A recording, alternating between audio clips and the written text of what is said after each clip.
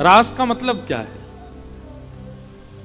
रस और रास दो बातें मैं कहता हूं कथा में। जीवात्मा भगवत प्राप्ति के लिए प्रयोजन करे वो रस है, लेकिन उस जीवात्मा से प्रसन्न होकर के ठाकुर जी उसके मिलन की योजना बनावे वो रास है। ये रस और रास में परिवर्तन है। आप अब देखो ये कथा क्या हो रही है, ये रस नहीं है, ये रास हो रहा है। क्यों? आप कितनी भी व्यवस्थाएं कर लो, ठाकुर जी योजना बना रहे हैं इस कथा की, ठाकुर जी भूमिका कर रहे हैं इस कथा की, ये रास है। जहां पर आप योजनाएं बनाते हैं और योजना सफल हो जाती है भगवत प्राप्ति की, वो रस है। और जहां आपकी योजना फेल होती है, ठाकुर जी की योजना पास होती है, वो रास है। 2-2 साल निकल जाते हैं लोगों के कि हम वृंदावन जाएंगे, लेकिन योजना बनाते बनाते चले गए, समय निकल गया, नहीं जा पाए। और अचानक से रात में सोए थे, दिन में उठे तो ऐसी कोई योजना बनी, तुरंत पहुंच गए वृंदावन, शाम को तो बिहारी जी के दर्शन कर लिए।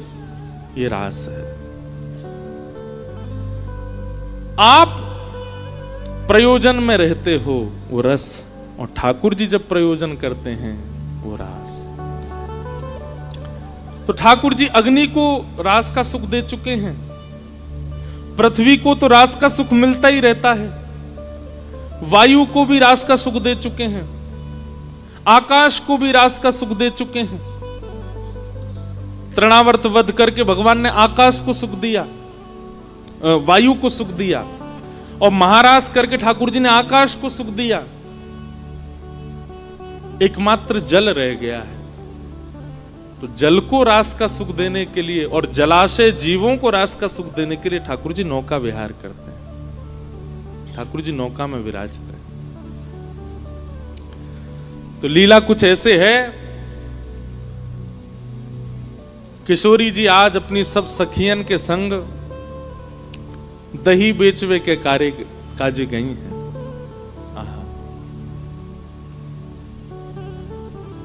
महाराज जी, दान लीला भी बहुत अच्छी है ठाकुर जी की।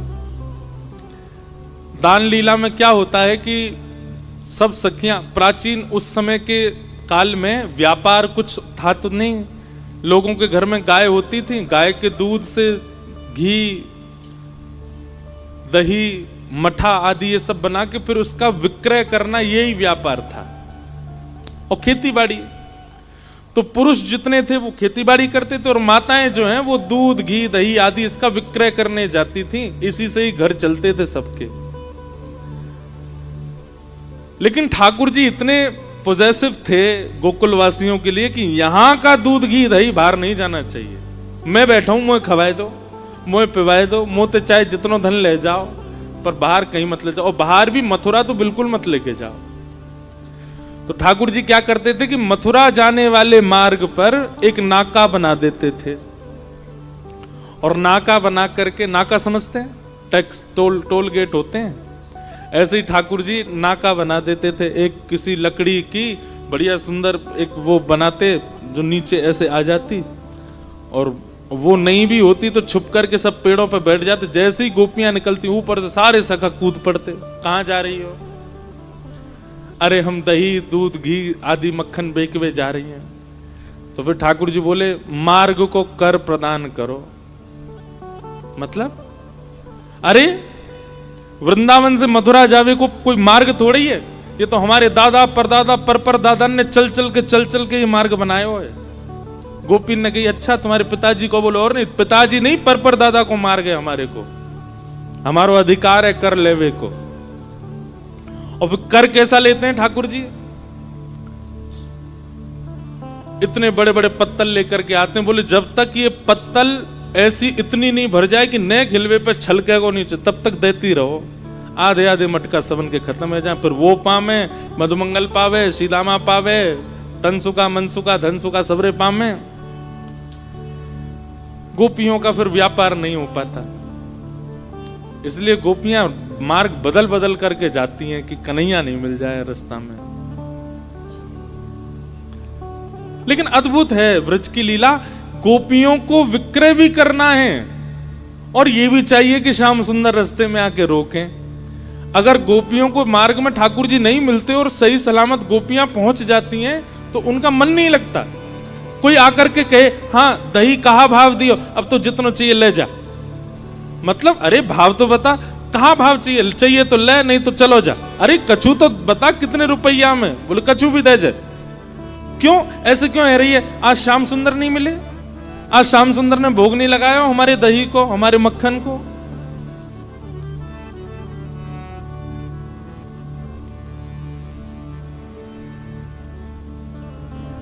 गोपियां ठाकुर जी को ही निवेदित करना चाहती हैं, भले ही संसार के लिए प्रस्तुत कर रही हैं, अपने जीवन यापन के लिए प्रस्तुत कर रही हैं, लेकिन सबसे पहले ठाकुर जी उपभोग करें। ये स्थिति गोपी की है।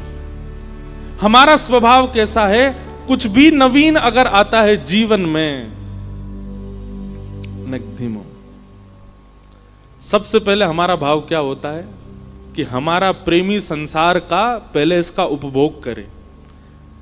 पर गोपियों का स्वभाव ऐसा है कि हमारे जीवन में कुछ भी नवीन है उसको सबसे पहले ठाकुर जी भोग लगाए, फिर किसी और को आस्वादन कराना है।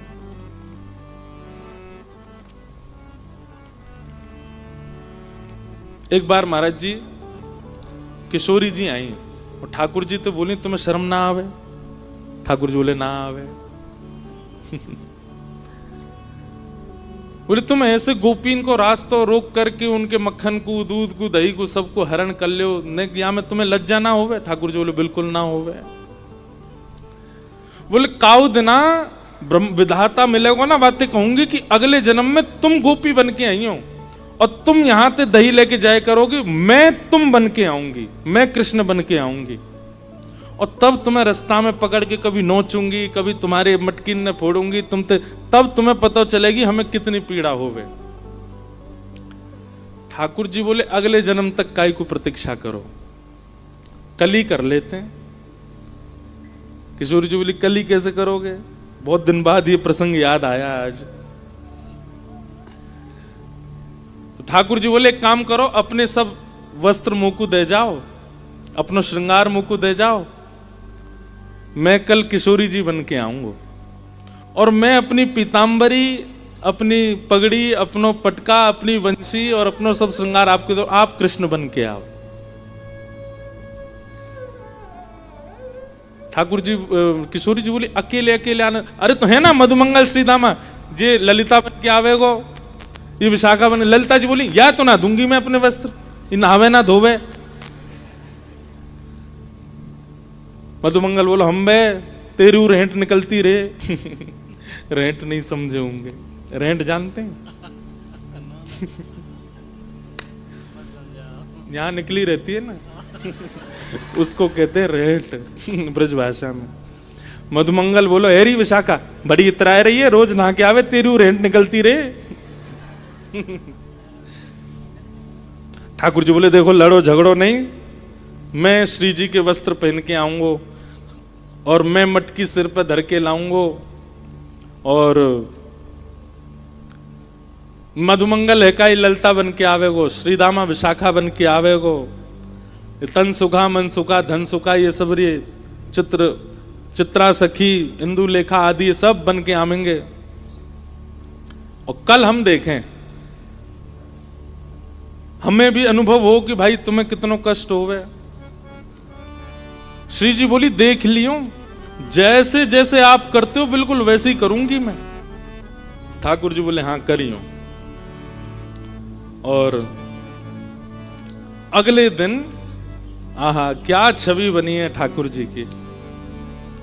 किशोरी जी पीतांबरी पहन के आई हैं, धोती पहन के आई हैं ऊंची, पामन में मोटे मोटे कड़ूला, जैसे एक गोप बालक पहनता है, एक गौशाला में गैया की सेवा करे वारो जैसे श्रृंगार करे, वैसी आज श्री जी श्रृंगार करके आई हैं। बगलबंदी पहन के आई हैं, ऊपर तो एक ऐसा पटका डालो है और कमर में एक कारी कमरी बांधी है ठाकुर जी की तरह, सिर पर टेढ़ी सी पाग बांधी है, पाग में सुंदर सुंदर पुष्प लगाए हैं, बीच बीच में पत्ता खोंच लिए हैं, वनमाली बन के जाते हैं ठाकुर जी।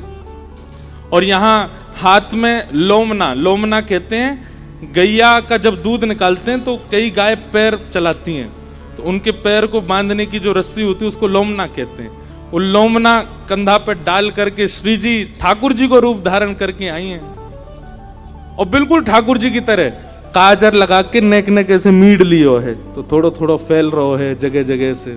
जैसे ठाकुर जी बन के आते हैं, यहाँ पे एक डिटोना धर के ठाकुर जी की तरह बिल्कुल श्री जी तैयार है कि आई है। मधुमंगल श्रीदामा फटे पुरानी लत्तान ने पहन के डोले, वैसी सबरी ललता विशाखा बन के आई है। किशोरी जी के रूप को दूर से ठाकुर जी देख रहे हैं, और दूर से देख करके इतने आनंद में भर गए, आहा कितनी सुंदर लगे। और बिल्कुल ठाकुर जी की तरह ही चल रही हैं, जैसे ठाकुर जी टेढ़े मेढ़े है के चले, बेर बेर में ऐसे खड़े रह जाएं, पामन ने त्रिभंगी कर लें, ऐसी किशोरी जी बिल्कुल मानो श्याम सुंदर के रूप में आ जाई हैं। और सब सखियां भी बिल्कुल सबके भाव से, जैसे सारे सखा हैं वैसे सब बन बन के आए हैं। किशोरी जी आई, सब उनको देख करके आनंदित हो गए। लेकिन जैसे ही श्याम सुंदर आए, आहा लहंगा पहनो है, ऊपर सुंदर चुनरी डारी है, यहाँ पर एक क्या बोलते हैं उसको, यहाँ पर एक वो धारण के हैं, किशोरी जी टीका पहन के आए हैं। कानन में कुंडल झमक रहे हैं, चलें तो हाथन में सुंदर सुंदर ठाकुर जी ने चूड़ी पहनी है, पामन में पाजेब पहनी है। और जैसे श्री जी चलती हैं बिल्कुल वैसे ठाकुर जी चाल चलते आ रहे हैं। अपने हाथ में यहाँ मटकी ले रखी है, एक मटकी सिर पर धर रखी है, और ठाकुर जी मधुर चाल से चलते आ रहे हैं। श्री जी को देख करके तो सब आनंदित है गए, पर ठाकुर जी को श्री जी के रूप में देख करके किशोरी जी तो मोहित है गई। आहा ये कितने प्यारे लग रहे हैं। अरे विधाता तेने ही लाला काई को बनाए, लाली बना देती और मोह लाला बना देती, फिर आता आनंद।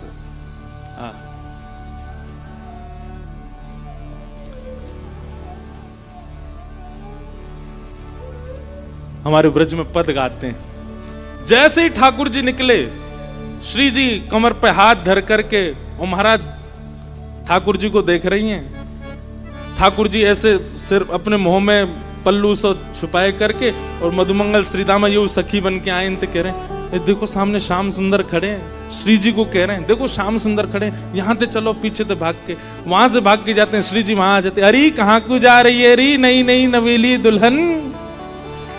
जैसे ठाकुर जी बोलते हैं बिल्कुल वैसे ही बोल रही हैं, और ठाकुर जी वैसे ही संकोच कर रहे हैं जैसे श्री जी करती हैं। इतना सुंदर दृश्य प्रकट हुआ है वृंदावन में। इतने में गिलोल बोलते, क्या बोलते हैं उसको, आपके यहाँ क्या बोलते हैं, गिलोल बोलते हैं। ले करके श्री जी आई और ठाकुर जी को तक करके लियो, बोले मार दो मार दो। नहीं नहीं श्याम सुंदर ऐसा मत करियो, यहाँ में दही भरो, जल नहीं है, जल हो तो चलेगो, मेरो नयो नयो वस्त्र है, भानु बाबा ने मुंह को दियो है, सब बिगड़ जाएगो, कीर्ति मैया बहुत डांटेगी। नहीं नहीं आज तो भिगोंगो, आज तो पंचामृत स्नान कराऊंगो। श्री जी कर रही है लीला। ठाकुर जी भय करके भाग रहे हैं, तभी जाकर के श्री जी ने घेर लिए ठाकुर जी। अब अगर मैं श्री जी कहूं तो ठाकुर जी के रूप में जो श्री जी हैं उनको समझियो, ठाकुर जी कहूं तो श्री जी के रूप में ठाकुर जी को समझियो। श्री जी ने जाकर के एक सघन वन में घेर लिए ठाकुर जी, और जैसे ठाकुर जी पकड़ करके कभी नोच दें, ऐसे नोच रहे हैं, कभी केशन ने खोल रहे हैं, और ठाकुर जी बच बचा के भाग रहे हैं। बोले ऐसे तो ना करूं मैं, बोले अपने रूप में ही रहो, ये बीच में बोलना नहीं है, जैसे रहते हो वैसे ही रहो।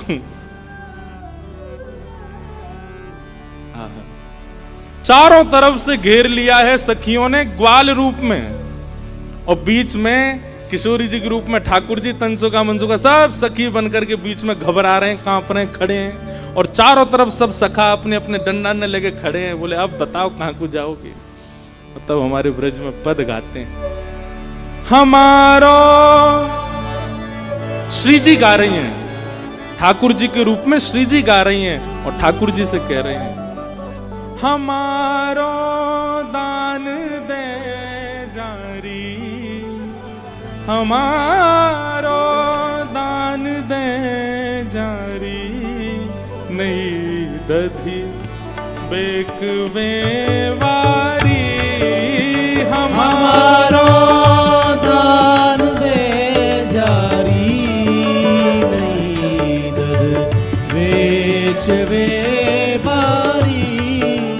हमारो दान दे जारी नहीं दधी बेक में वारी हमारो दान दे जारी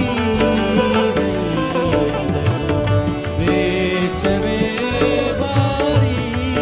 अब श्री जी कह रही है हमारो दान दे जा। ओ नहीं नहीं आइए आज दही बेक पे हमारो दान तो दे जा। ठाकुर जी कह रहे हैं काय बात को दान, मार्ग को कर एक ही बार दियो जाए और वो हम दे चुके हैं, अब दोबारा काय को देनो है।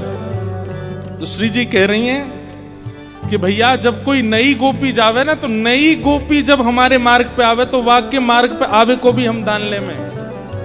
आज ये नई नवेली सखी पहली बार दान करवे जा रही है, या को तो कर हम लेंगे। आहा, ठाकुर जी कहने कहां ते नहीं लग रही हूं। नई अगिया नई साड़ी भ्रकुटिया, नई अगिया नई साड़ी मटुकिया शीश पे भारी। नई अगिया नई साड़ी मटुकिया शीश पे भारी। नई अगिया नई साड़ी मटुकिया शीश पे भारी।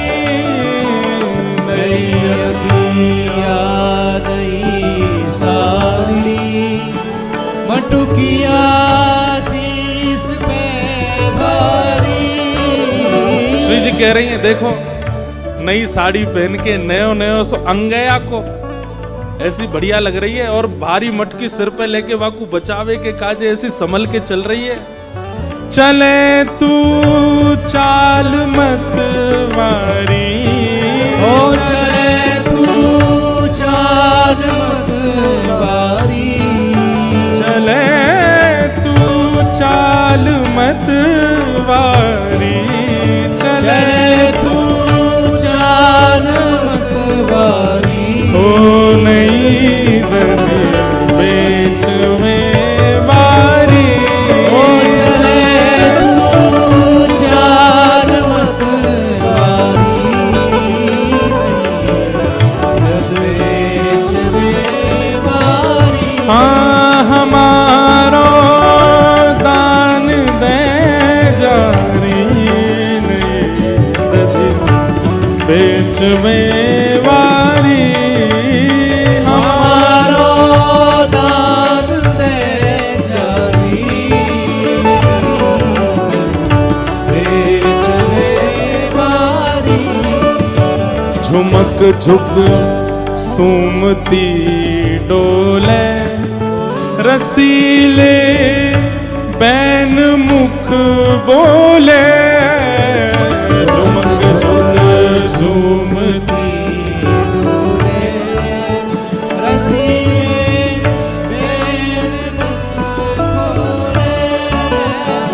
झुमक झुक झूमती डोले रसीले बैन मुख बोले। झूमती डोले रसीले बैन मुख बोले। घेर करके श्री जी बोल रही हैं आहा कैसी चाल चले देखो, ऐसी लगे कोई गजगामनी चलती वही आ रही हो।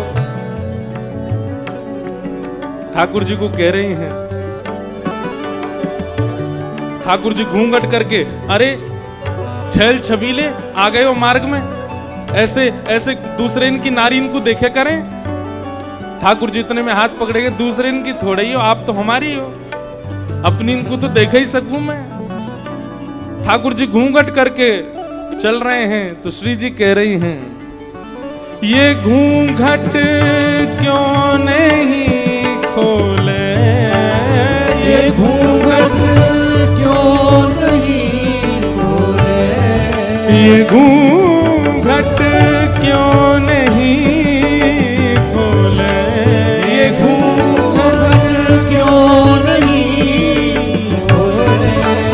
हरी जाए लाज की मारी।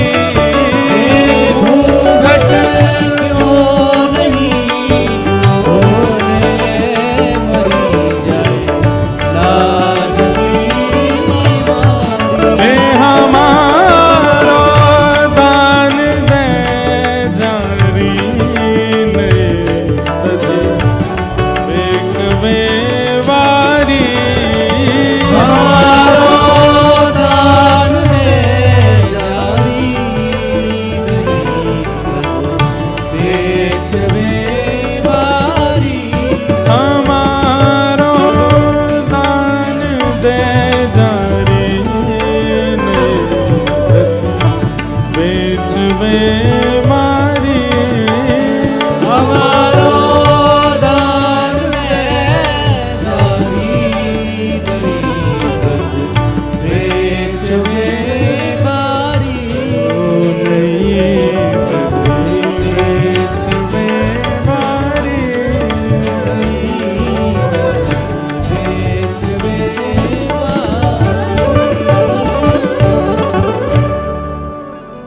ऐसी श्यामा सखी बनकर के ठाकुर जी दही बेकवे जा रहे हैं और किशोरी जी ने इतने परेशान किए, इतने परेशान, रोन लगे हाथ जोड़ करके। बोले आज के बाद परेशान नहीं करूंगा, आज माफ कर दो। तब श्री जी ने हृदय से लगाया, बोले नहीं नहीं, ये तो आपको सुख है, आपको विलास है। आप क्या सोचें कि इन गोपीन को मन ना करे कि आप बीच मार्ग में मिलो, इनको भी तो मन करे। ये तो केवल आपको एक लीला प्रकट करके सुख करावे के काजे ये लीला भाई। ऐसे प्रिया प्रियतम हमारी लीला करें। तो नौका विहार की प्रथम लीला दान से ही शुरू होती है। सब सखियां अपने घर के दूध दही मक्खन आदि बेकवे के काजे यमुना पार गई हैं और यमुना पार जब गई तो वहां आज कोई खरीदवे वारो नहीं मिलो। ऐसी बारिश है रही होगी, सुनसान पड़ो होगा, देखो पार ऐसी कोई मिलो नहीं। खूब दूर दूर तक घूम आई और आज एक और लीला भई कि किशोरी जी संग गई हैं। श्री जी हमेशा साथ ना है जामे, श्री जी को आवश्यकता ही नहीं है दान करवे की, उनके घर तो भैया राजा की लाली हैं। लेकिन कभी कभी सखियन के साथ सुख लेवे के काजे, और सबसे बड़ी बात श्याम सुंदर मिलेंगे, यहां हमारे श्री जी जामे। तो जब भी श्री जी जावे तो सखियन को एक चिंता बनी रहे कि कैसे वो करके दही बिके नहीं बिके, शाम एवे ते पहले जल्दी आनो है लौट करके। श्री जी साथ में है। आज श्री जी साथ में गए, यमुना पल्ली पार दही बेकवे के काजे। खूब डोल लिए लेकिन दही नहीं बिको। ऐसे ही शाम घटा छान लगी सब जगह से। ललिता विशाखा बोली भैया अब दही तो बिको नहीं है, दूध घी आदि सब हमारो रह गए हो, अब चलो वापस चले, शाम है रही है और कीर्ति मैया बृषभानु बाबा बहुत डांटेंगे, जल्दी चलो।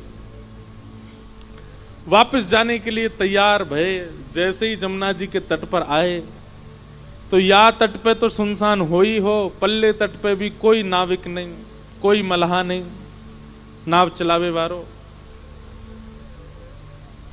एक सुंदर सेज पर बिठा दिए और बिठा करके श्री जी को बोले आप प्रतीक्षा करो, हम देख क्या में कोई नाव मिल जाए तो।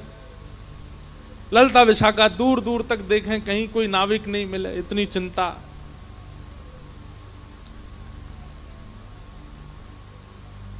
श्री जी की लीला में कोई भी अगर रुकावट आ रही हो तो ठाकुर जी को रोंगटे खड़े हैं लगे। ठाकुर जी को पता चल जाए श्री जी को कोई दिक्कत है। मानो श्री जी को मन है लगे कि भाई शाम घन बरसे, ये मेघ बरसने चाहिए तो मेघ बरसते हैं। श्री जी को मन हो कि धूप निकले, सर्दी ज्यादा है रही तो धूप निकलेगी। ठाकुर जी श्री जी के मन की इच्छा पूरी करने में तत्पर रहते हैं हमेशा। प्रेम का यही स्वरूप है, तत् सुखे सुखित्वम। नारद भक्ति सूत्र में श्री नारद जी कहते हैं जिसमें हमारा प्रेमी प्रसन्न उसमें हम प्रसन्न। ठाकुर जी की यही योजना रहती है कि श्री जी को कोई श्रम ना हो। बंधुओं, ये कथा में जो हम प्रेम के सूत्र देते हैं ना, हमारा निवेदन है, इनको आप ठाकुर जी से जोड़ा करो। हम प्रेम के सूत्र कई देते हैं, आजकल के लड़का लड़की एक दूसरे को भेजते हैं, देखो महाराज जी क्या कह रहे हैं। ठीक है, संसार में भी उसका लागू, आप उसको लागू कर सकते हो, पर हम उस भाव से नहीं कहते। हम ठाकुर जी और श्री जी के भाव से या हमारे और ठाकुर जी के भाव से कहते हैं, इसलिए उसी भाव में उसको सुना कीजिए। प्रेम का स्वरूप क्या है? आप अगर ठाकुर जी की सेवा घर में करते हैं तो आप अपने सुख से उनकी सेवा मत कीजिए। हमारा आज मन हो रहा है आमरस खाने का, तो चलो ठाकुर जी को भोग लगा दो, नहीं। हमारा मन हो रहा है पूड़ी खाने का, तो ठाकुर जी को पूड़ी का भोग लगा दो। हमारा मन हो रहा है मैगी खाने का, ठाकुर जी को भोग लगा दो। हमारा मन हो रहा है पिज्जा खाने का, ठाकुर जी को भोग लगा दो, नहीं।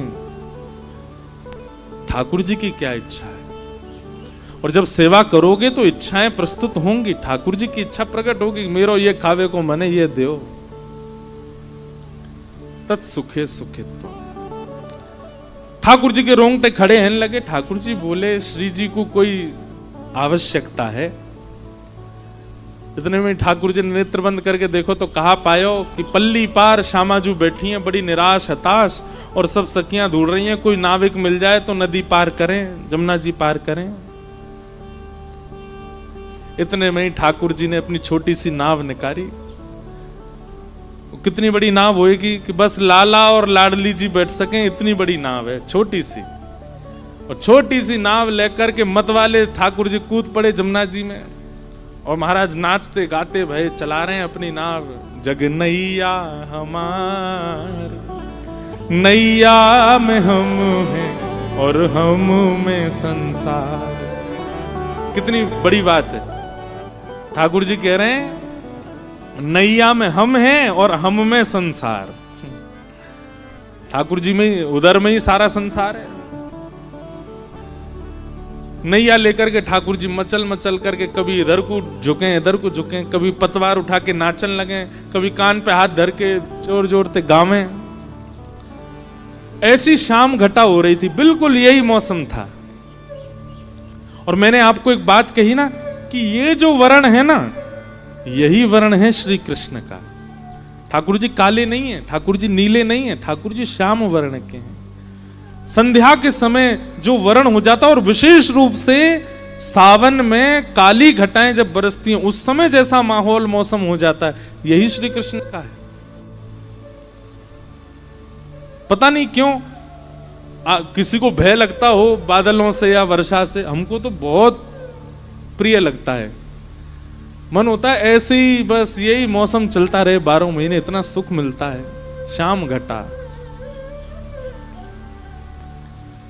और जब ऐसे मौसम में शाम सुंदर आते हैं तो शाम सुंदर और ये काली घटा एक हो जाती हैं। ठाकुर जी फिर दिखाई नहीं देते, बड़े गौर से देखने पड़ते हैं, तब दिखते हैं। पीतांबरी पहनी हो तो दिखाई देते हैं। ठाकुर जी नाव लेकर के, अब जमुना जी को भी जल श्याम, ऊपर भी श्याम, और मध्य में नाव चला रहे भी श्याम। ललिता विशाखा ने जैसे ही देखी, और एक नाव आ रही है छोटी सी सामने से, चला कौन रहे हो है ये दिख नहीं रहे हो, और दूसरे ऊपर से ठाकुर जी ने एक रूप बदल के और आए अपनों। आज ने एक अलग सो ठाकुर जी रूप बदल बदल के छद्म वेश धारण करके आते हैं श्री जी से मिलने। एक तो शाम ऊपर से रूप बदले तो पता नहीं चल रही है। दूर से सब सखी ने देखी, और दूर ते ही बुलाने लगी, ओ मलाके, ओ नाप बारे इतकुआ।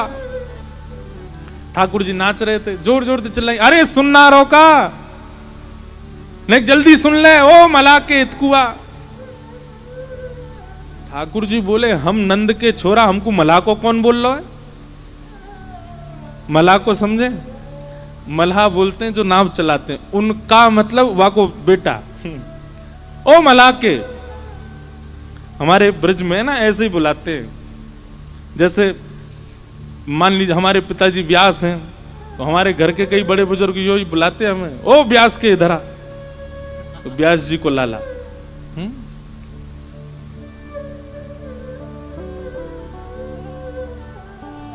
कोई पुरोहित का बेटा तो ओ पुरोहित के इधर आ, मल्हा के।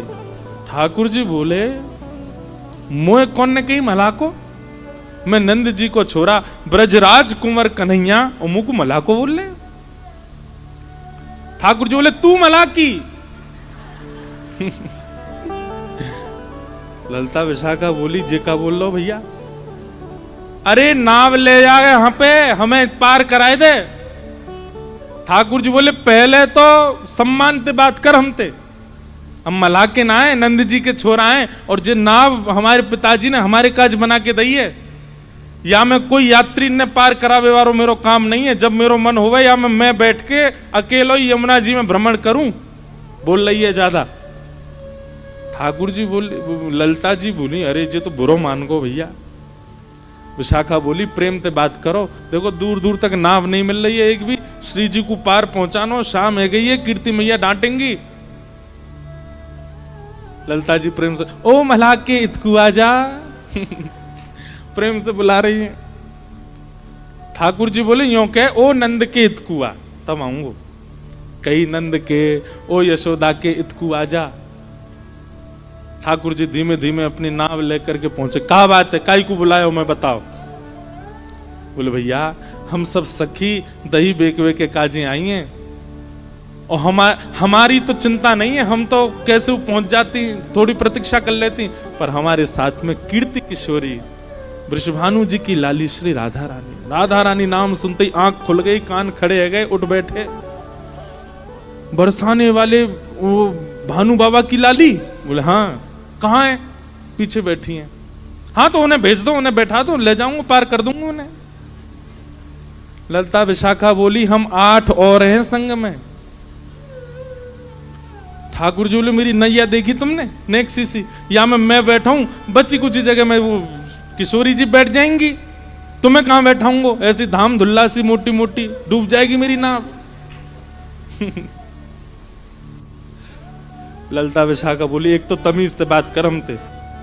बोले जैसा रूप तुम्हारा वैसे ही तो बोलूंगा।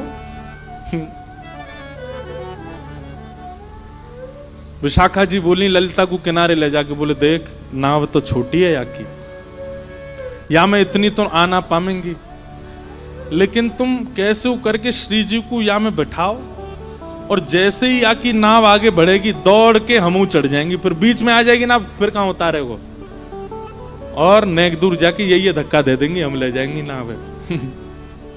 ललिता बोली नहीं ऐसा तो नहीं करेंगे, पर हाँ कूद जरूर जाएंगी, नाव में हम लटक जाएंगे सबरी। ललिता विशाखा बोली अच्छा नहीं थाड़ो रे, हम आ रही हैं श्री जी को लेके। श्री जी के पास गई, हे किशोरी जी एक छोटी सी नाव मिल गई है, नाव चलावे वारो ने बोले ज्यादा है, ने थोड़ा सा बाकू सहन करना पड़ेगा पल्ली पार तक, लेकिन अभी और कोई चारो नहीं है, छोटी सी नाव है, आपको नेक श्रम होएगा, आप वहां में बैठ जाइयो, वो जैसे नाव लेके नेक भीतर जाएगा पीछे तो हम कूद पड़ेंगे। श्री जी बोली कूद जरूर जाइयो, कहीं पता चलिए अकेलो ही मुँह लेगो कहीं पे, फिर क्या होएगा। उन्हें आप वहां की चिंता मत करो, हम आ जाएंगे। आहा जैसी किशोरी जी आई, ठाकुर जी तो ऐसे शर्मान लगे जैसे कोई रिश्ता वारे आ गए हों। विशाखा जी बोली देख कितनो इतरार हो, देख या कि मोह देख कैसो हंस रहा है नीची नजर कर करके। किशोरी जी जैसे ही आई, किशोरी जी बोली मोह तो या के हाव भाव बढ़िया लगना रे, ये भैया नाविक है कि कोई रिश्तेदार है, देखियो कैसे शर्मा रहा है। बोले नेक सहेले हो, अभी कोई और उपचार तो है नहीं, बैठ जाओ नेक नाव। किशोरी जी जैसे ही आने लगी नाव की ओर, ठाकुर जी रुको रुको रुको रुको, छोटी सी मेरी नाव है, मैं ऐसे यहां में चढ़न नहीं दूंगा, पहले पाम दूंगा आपके। ललिता विशाखा बोली हम धो देंगे। बोले नहीं मुझ कोई पे भरोसा नहीं, मैं धोऊंगा। अरे भैया ये भानु जी की लाली हैं, इनकी आज तक हमने चर्चा ही सुनी है, ये मेरी नाव में बैठेंगी, पहले मैं इनके पाम धोऊंगा, पाम साफ करूंगा, बिल्कुल स्वच्छ जब हो जाएंगे तभी नाव में बैठा। ललिता जी बोली स्पर्श करने की सोचियो भी मत। ठाकुर जी ने तुरंत पतवार उठाई अपनी नाव में, ठीक है तो फिर आती रही हूं, मैं जा रहा हूं। विशाखा बोली नेक रुक जा यार, अभी मत बोले ऐसे यार, बुला ले यहीं पे। अच्छा आजा आजा, धोले धोले धोले पाम धोले। ठाकुर जी फिर से नाव लेके आए, उतर करके आए, एक गड्ढा कियो और वहां में किशोरी जी के चरण पधरा दिए। बोली अब यहीं खड़ी रही हूं, मैं पाम धो लूं। ठाकुर जी अंजलि में जल भर के लावे और किशोरी जी के चरणन में डालें, अपने कोमल हस्त कमल से उनके चरणन को धो रहे हैं। ललिता जी कह रही हैं धीरे धीरे, जोड़ते नहीं, बोले मोह मत सिखाओ। चरण धो रहे हैं। किशोरी जी थोड़ी सी ऐसे डगमगा रही हैं, एक पांव रखो है गड्ढा में, दूसरा ऊपर है। तो ठाकुर जी बोले अरे ऐसे हिलका गिरो, तुरंत हाथ पकड़ के अपने सिर पकड़ो, यहां पकड़ो। ललिता जी बोली ये तो ऐसी मनमानी कर रहे हो भैया अपने आप ही। या तो राम अवतार में केवट ने मनमानी करी, या कृष्ण अवतार में ठाकुर जी केवट से ही सीख के आए हैं। अपने भक्त से ही सीख करके आज श्री जी पे इंप्लीमेंट कर रहे हैं, अप्लाई कर रहे हैं। श्री जी सिर पकड़ के खड़ी हैं और ठाकुर जी चरण धो रहे हैं। आहा, धन धन राधिका के चरण, धन धन राधिका के चरण, धन धन राधिका के चरण,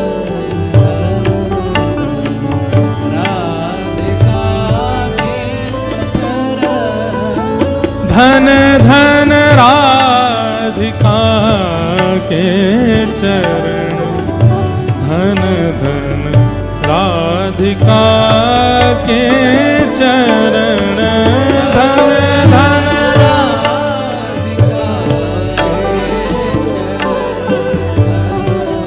सब लोग गाओ।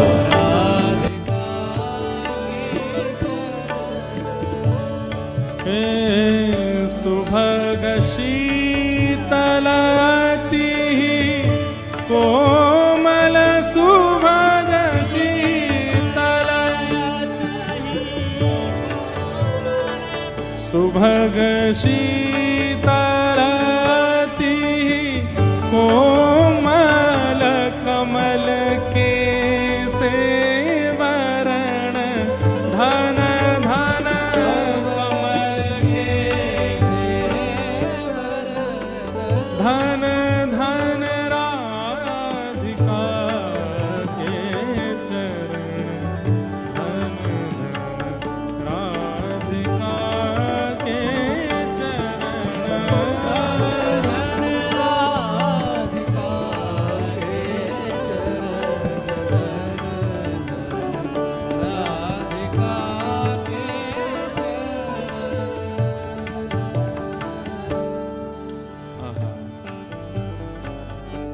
नंद सुत मन मोदकारी, नंद सुत मन मोदकारी, नंद सुत मन मोदकारी, सुते मन मोदकारी, विरह सागर तरन, धन धन विरह सागर तरन, धन धन राधिका के चरण, धन धन राधिका के चरण, धन धन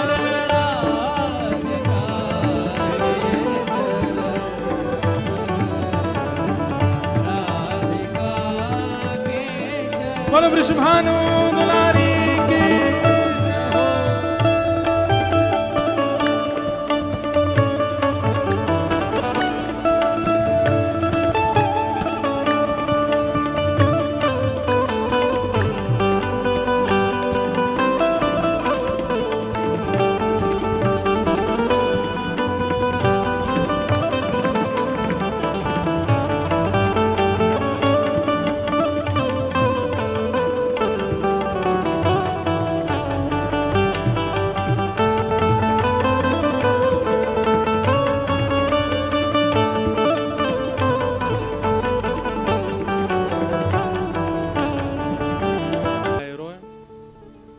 बोले बताई तो ही हमने, हमें ना चढ़न देगो ये, आप या को हाथ पकड़ के चढ़ो। जैसे ही नौका नेक भीतर जाएगी, अब यहाँ तो देखिए ऐसा घाट है, तो हमारे वृंदावन में कैसा है, रेत है, पत्थर नहीं है। तो ऐसे रेत बीच में यमुना जी, दोनों तरफ रेत है, तो नाव जो है वो रेत से अटक करके ही खड़ी। किशोरी जी बैठ गई। ठाकुर जी बोले, हाँ सुनो रही सबरी, धक्का लगाओ नाव में बीच में कर दो, फिर मैं छोड़े आऊंगा इन्हें पल्ली पार, तो तुम आती रही हो अपने आप।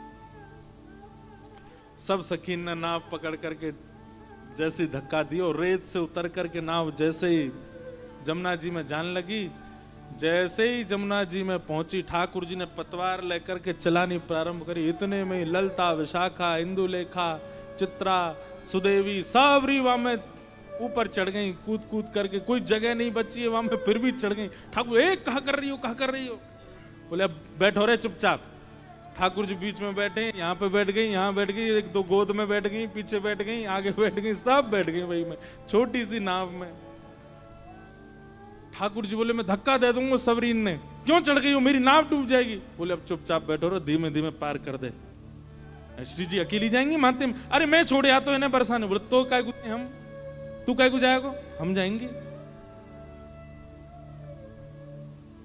ठाकुर जी भिज के बैठे हैं, सामने किशोरी जी मंद मंद मुस्कुरा रही हैं। ठाकुर जी बोले, खीर में नमक को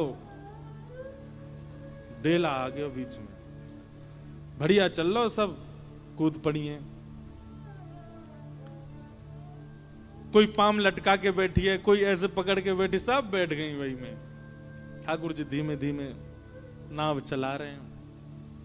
चलाते चलाते चलाते ठाकुर जी अचानक से पतवार बीच में धर दें और दोनों पाम ऊपर ऐसे पधरा करके और जैसे लेटवे की स्थिति में है गए। ललता विशाखा आदमी, अब काय गुना चला रहे हो भैया, काय है गो? बोले थक गो मैं, इतनी भारी है गई है मेरी नाव, कैसे लेके जाऊं, थक गऊ मैं। भैया अभी मत थके, नेक दूर और छोड़े आप, फिर थक जाइयो ना। मैं तो थक, तुम जानो ना मैं बहुत लाड़ लालू अपनी मैया पिता को, मुंह पलकन पे धरे सब, और जन कहां ते आ गई है, जन कौन की छोरी हो सबरी हो, मुंह तो इतनी परिश्रम करवा रही हो तुम। वृंदावन में कोई ये पता चल गई ना कि मैंने इतना परिश्रम किया, ढूंढ ढूंढ के तुम्हारे घरन में ढूंढेंगे और फिर तुम्हें दंड देंगे सबरे। ललता विशाखा बोल, कैसे हार तेरी दूर होगी ये बता। बोले भूख लगी है, कछु खवाओ। ललता विशाखा बोली, अब यहाँ कहाँ तक? बोले सबरी मटकीन में मुंह पता हो तुम्हारो आज कछु बिको ना है, या मैं मक्खन दूध घी दही सब धरो है, खिलाओ मुख पवाओ। मैं तुम तो देखो कोई वेतन तो कोई दक्षिण वो तो लूंगो ना, रुपया पल्ली पार छोड़ो के ये खवाए दूं मैं। ललता विशाखा बोली, भैया इतनो इतरावे वारो मला हमें पहली बार देखो, कैसे इतरा रहे हैं? ललता विशाखा बोली, अच्छा ले खोल। बोले अरे तुम जानो ना हो का? बोले का मैं अपने हाथ से खाऊं ना हूं, मैया गोद में बिठावे, बाबा सामने ते थाली में ते परोस करके मुझे पवा में, मैं तो तब पाऊं, अब मुझे तो पावो ही ना, छोटे छोटे नैने नैने मेरे हाथ में, कहां ते खाऊंगा? ललता विशाखा अपने हाथ धोने लगी, रुक जा हम खवा में। जमुना जी में जैसे हाथ, अरे तुम काहे को धो रही हो? वो खवामेंगी तो हम बे तुम्हारे आतन ते खाऊंगो, ऐसे बुरे बावरे से कार्य पीरे तुम्हारे हाथ। अरे मेरो तो नियम है, मैं तो शुद्ध गोरे गोरे हाथन ते पाऊं, और ऐसे हस्त कमल तो केवल तुम्हारी ये श्री जी के ही हैं, इनके हाथन से पाऊं। ललता जी को क्रोध आया, बोले मैं यार धक्का दे दूंगी अब जमुना जी में, बहुत देर रह गई है, इतनी देर तो ये बातन ने बनाए जाए रो। विशाखा जी बोली, अगर हम पे नाव चलानी आती होती तो हम कब को धक्का दे देती हैं। कहा है नेक्सो सो तो है, हाथ पांव बांध के नाव ले जाती हम, लेकिन नाव चलानी ना आवे वो तो बात है, श्री जी सही सलामत पहुंचानी है पल्ली पार। देखो अपने आप मौसम होता जा रहा है नौका विहार का। जैसी कथा विश्राम पे आवेगी, ठाकुर जी नौका में कूद ही पड़ेंगे। सब सखी गई श्री जी के पास। श्री जी बोले, हाँ आपको आज बहुत श्रम है रो, लेकिन नेक श्रम और करनो। बोले कहा? बोले आपको थोड़ा अनुचित तो लगेगा, लेकिन नेक कर दो। बोले कहा करनो का, ये तो बताओ। बोले ये दूध घी मक्खन जो हमारो है का है, ये याकूब पवानो है अपने हाथन सुन। श्री जी बोली तुम्हें नेक शर्म ना आवे, जन कौन है, कौन को छोरा, जन कहां ते आ गए यहाँ पे, अभी तक कोई पहचान नहीं पाया कि श्याम सुंदर है, और मैं अपने हाथन ते पवाऊंगी है। श्री जी मरता कहां नहीं करता, कभी कभी पार उतरवे के काजे ऐसे इनको भी बाप बनानो पड़े। नेक श्री जी नेक बात है, आपके हाथन को केसर के जलते धोमेंगे, गुलाब जलते धोमेंगे, बिल्कुल शुद्ध कर देंगे हम बाकी। और सुनो एक बात और कह दें, पल्ली पार पहुंच के नहीं ये यही की पगड़ी के लत्ता ते जाके हाथ पाम नहीं बांध दिए तो हमारा नाम बदलियो तुम। एक बार उस पल्ली पार पहुंचने की बात है। सब श्री जी के पाम पूजन लगे। श्री जी उठ करके सामने आई, वाह ओहो इंद्रधनुष प्रकट हो गया। भैया ये सब संकेत है महाराज जी।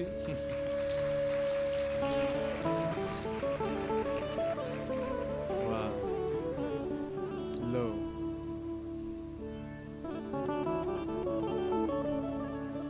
स्वच्छ जल का नदी में आ जाना, ये सुंदर मेघ का वर्षना, वैशाख में श्रावण हो जाना, ये सब महाराज जी आपके भजन का, आपके तप का बल है।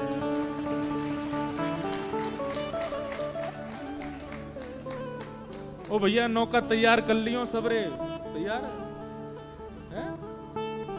20 मिनट 15 मिनट में करो। नहीं तो ललता विशा का धक्का दे देंगी ठाकुर जी।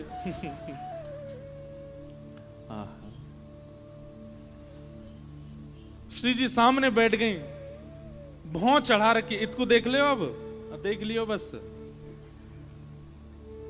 और बड़े बेमनते हाथ बोल रही हैं मटकी में, और मक्खन निकाल करके ठाकुर जी तो अपलक नेत्रन से श्री जी को देख रहे हैं, एक एक छवि देख रहे हैं। और ऐसी संध्या है रही है, ठाकुर जी दिख नहीं रहे, पल्ले पड़ नहीं रहे, और श्री जी ऐसे निकारें और ऐसे करें, हाथ प्रेम से ठाकुर जी पा रहे हैं।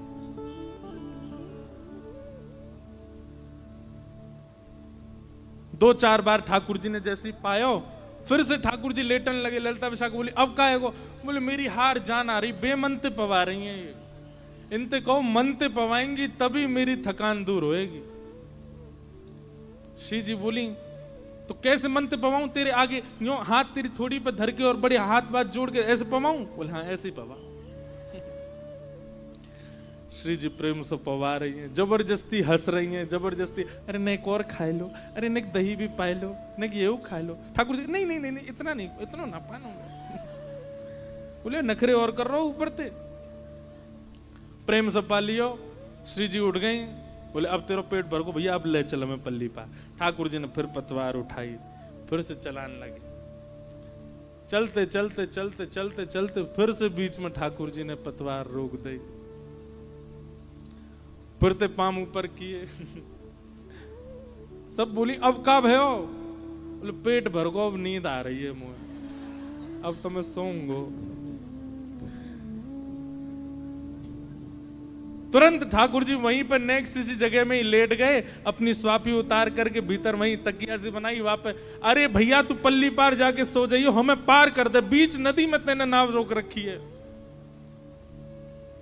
ठाकुर जी उठे, अपनी आंख मीड़न लगे, बोले भैया मैं कहां फंस गऊं तुम लोगन के बीच में, अब मेरी हार दूर करवे के काजे मेरो मन लगानो पड़ेगा। मेरो मन ना लग रहा, मैं बहुत, मेरो मन उचट रहा है, तुम सबरीन को देखवे में मेरो बिल्कुल मन नहीं लग रहा। धाम दुल्ला सी बैठ गई हो मेरी नाम में। ललिता विशाखा बोली कहा चाहिए तू ये बता। बोले मेरो मन तो केवल एक को देखवे में ही लग रहा है, उनको सबसे आगे बैठा, मैं उनको देखता रहूंगा, मेरा मन लगता रहेगा, नाव पल्ली पार पहुंच जाएगी, तुम सबरी पीछे जाओ। ललिता विशाखा बोली श्री जी आप आगे आ जाओ, क्योंकि श्री जी पल्ले कोने में बैठी हैं, या कोने में ठाकुर जी बैठे हैं। श्री जी बोले काय को ने देखेगो आपको। श्री जी बोली तुम्हें शर्म नहीं आ रही है? कैसे शर्म करवा रही हो मुझसे? कहां धूप की नेक किरण भी मेरे ऊपर आ जाए तो तुम सबरी अपने आप ऐसे सब प्रयोजन करो, नेक भी मुझे श्रम नहीं होना चाहिए, और आज कोई मनचलो व्यक्ति कछु भी कर रहा हो और तुम सब में मुंह को आगे कर रही हो। ललिता जी बोली आप भूल गई, पल्ली पार पहुंचने की बात है, बस वहां तो यार हम देख लेंगे। बस वहां तक आपने बैठ जा। श्री जी उठ करके आई, सामने आकर के बैठ गए। ठाकुर जी बोले, अरे सुनो, इनते यों कह दो मेरी ओर देखें, और खूब मंद मंद मुस्काती भाई देखें, बीच बीच में शर्मा जाएं तब चलेगी ना।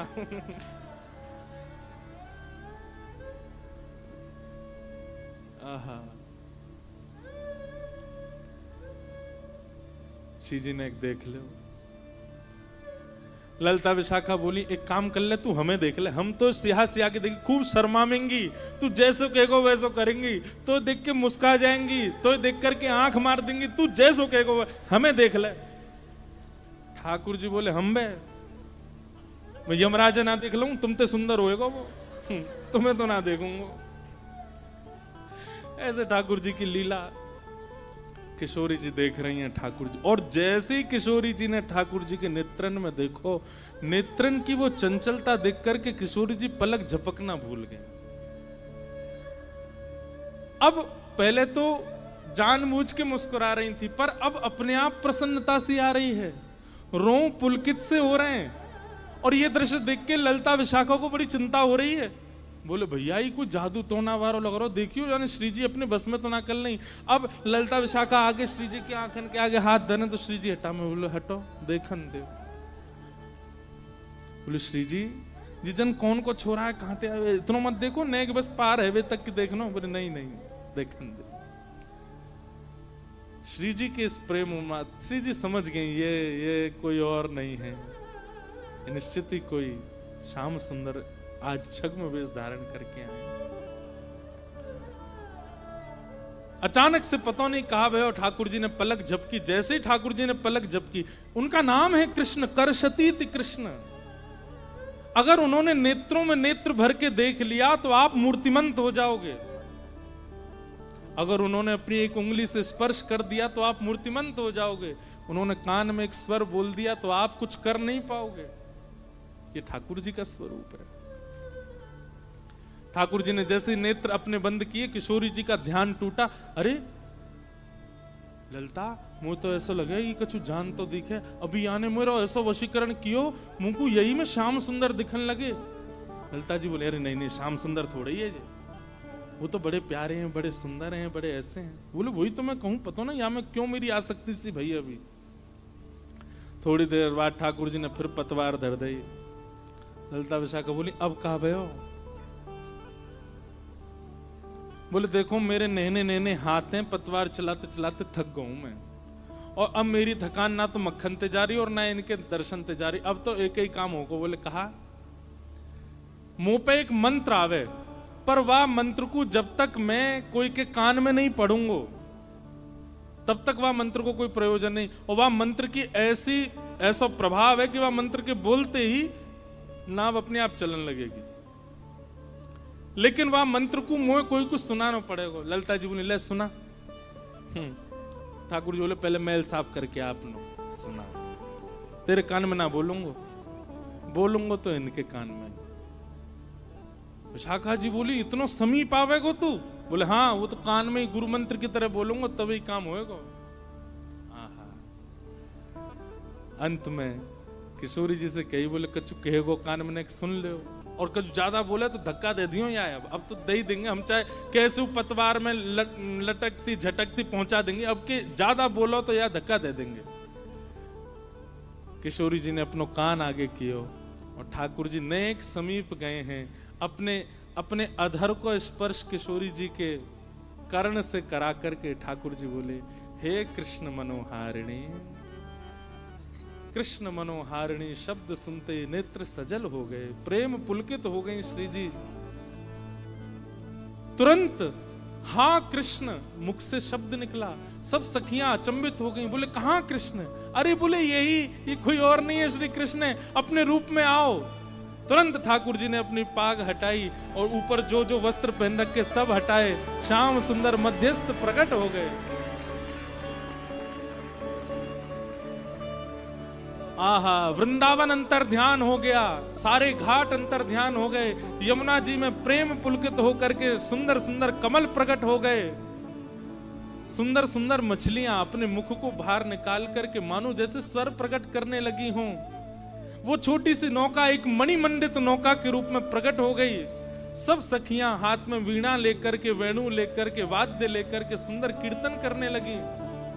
श्याम सुंदर और किशोरी जी दोनों एक दूसरे का गाढ़ आलिंगन करते हैं और मानो जैसे दोनों एक हो जाते हैं।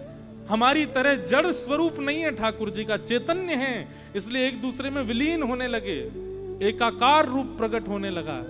बोलो नौका बिहारिणी बिहारी जू सरकार की।